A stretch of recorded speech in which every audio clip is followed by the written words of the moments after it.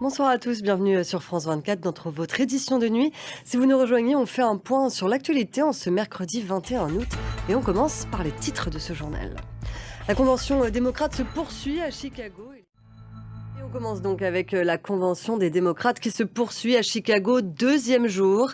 Et c'est dans une ambiance festive que les démocrates viennent de désigner officiellement Kamala Harris comme la candidate de leur parti. C'est sans doute l'un des discours les plus attendus de cette convention démocrate, celui de Barack Obama, qui ne devrait plus tarder. Sa femme Michelle, très populaire auprès des militants, s'exprimera elle aussi. Le couple star est venu soutenir Kamala Harris. Les détails avec Mathieu Mabin, notre envoyé spécial qui suit pour France 24 cette convention. En marge de cette convention démocrate, des manifestants pro-palestiniens se sont rassemblés devant le consulat israélien. Ils font face à la police et souhaitent faire entendre leur voix. Ils dénoncent le soutien américain à Israël pour la deuxième soirée consécutive à Chicago. Hier, déjà, une dizaine d'arrestations a eu lieu. Vous l'avez compris, à 2 mois et demi du scrutin, la campagne outre-Atlantique bat son plein. Et pour les Républicains, l'heure est à la mise en place d'une nouvelle stratégie. L'ancien président Donald Trump a évoqué, s'il est élu, la possibilité d'offrir un poste au milliardaire Elon Musk au sein de son administration.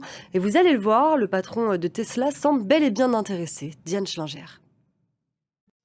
Direction le Proche-Orient, où les négociations en vue d'un éventuel cessez-le-feu à Gaza reprennent.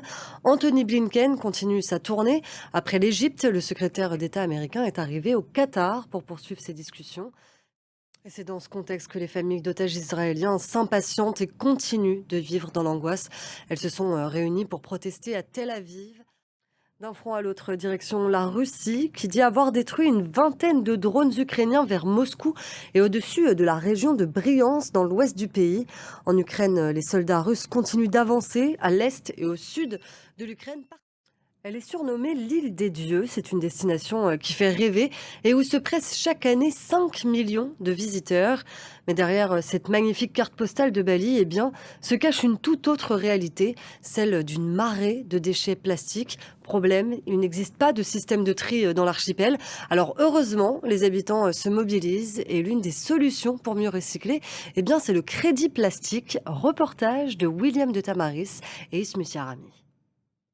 C'est la fin de cette édition. Restez avec nous sur France 24. On se retrouve dans quelques instants.